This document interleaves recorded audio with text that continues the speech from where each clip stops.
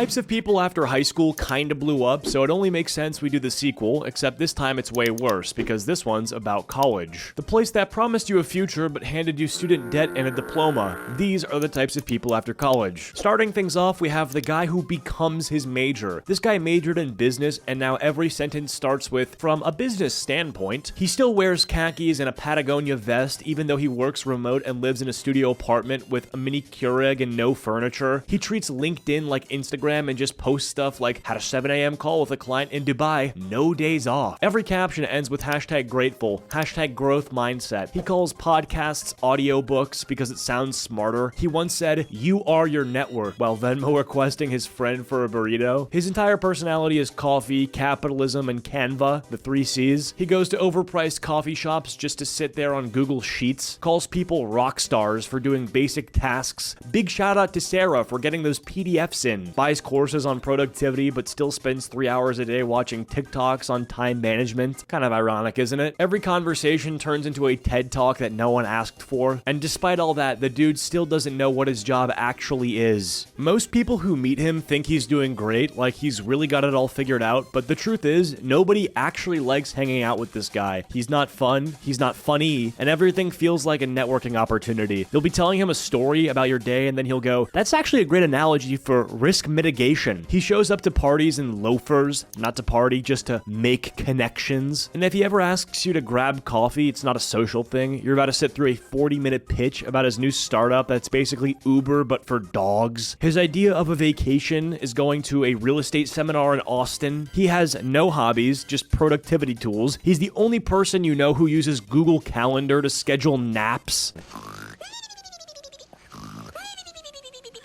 And deep down, even he knows he's not built different. He's built basic. But hey, you know, from a business standpoint, he's killing it. Next up, we have the girl who's now a therapist because she needed one. She spent all of her college days spiraling, and now she's handing out life advice for a living. Majored in psych, started therapy, cried once, and said, yeah, maybe I should be the one in charge. She's got an Instagram page with sage-colored graphics that say things like, "You're not a burden." Her DMs are full of people trauma dumping, and she low-key loves it. She refers to herself as a safe space, but if you cross her once, she'll write you a 3-page breakup text with APA citations. Her bookshelf is just self-help books and crystals. She hasn't read them, but they look grounded. Says, quote, "As a therapist in training," every time she gives someone basic advice like drink water. She's in her healing era, which means she's cut off every friend who held her accountable. Wears glasses now for no reason. You've never seen her in glasses before. She uses phrases like, quote, "I'm regulating my nervous system," while scrolling TikTok for hours. And look, she might actually end up being a great therapist, but she's gotta stop diagnosing everyone with attachment issues just because they didn't text back. People respect her, but they're also a little scared of her. Like, she's not mean, she just talks to everyone like they're one emotional breakdown away from becoming her client. You'll say, "I've just been tired lately," and she'll go,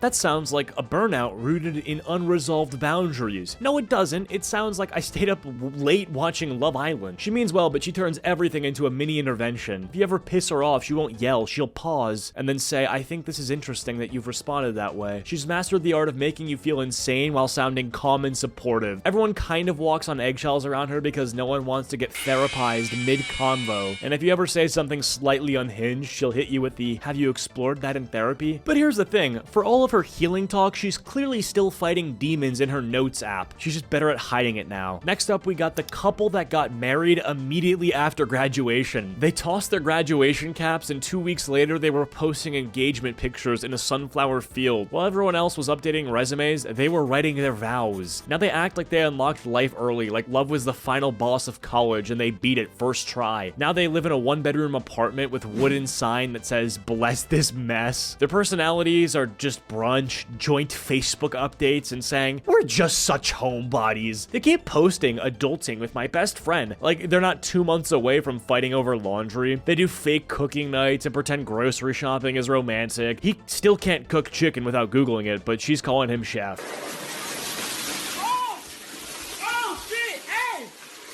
and somehow they've already have a joint checking account and share a Google Calendar, and they have a labradoodle named Waffles. But here's the thing, nobody hates this couple because they all know it's not gonna work out. Because when they show up to the friend group dinner and say, "We've been doing puzzles lately," you start to wonder if they skip too many steps. They're not even annoying, they're just like so domesticated. It's like watching two people roleplay their own Hallmark movie while everyone else is still trying to pay off their loans. Next, we have the girl who moved to a big city and thinks she's the main character. She moved to New York, LA, or Chicago and now acts like she's living in a coming-of-age film. She's been there for 2 months and already posts things like, "This city has changed me." She'll walk 3 miles in bad shoes just to romanticize buying a fucking bagel. Every day is an excuse for a photo dump with captions like, "Just a little Tuesday." Yeah, just a little Tuesday. Nothing special. You're not special. Her apartment is the size of a walk-in closet. Her rent is 80% of her paycheck, and her window faces a brick wall, but she calls it cozy. She's convinced she's thriving because she's drinking matcha and journaling in parks. Thinks chaos is part of the aesthetic. She'll be running late, sweating, lost, and still posts, "Ugh, I just love this city." She's 2 overpriced lattes away from financial ruin, but will say, "I'm just investing in the experience." Her job barely pays, but she'll drop $19 on a vegan smoothie because it's, like, in her mind, a necessity. She's not on the verge of a breakdown. She's in her Carrie Bradshaw era. People back home are low-key worried, but she makes it seem like she's booked and busy. In reality, she's been ghosted by a guy named Luca.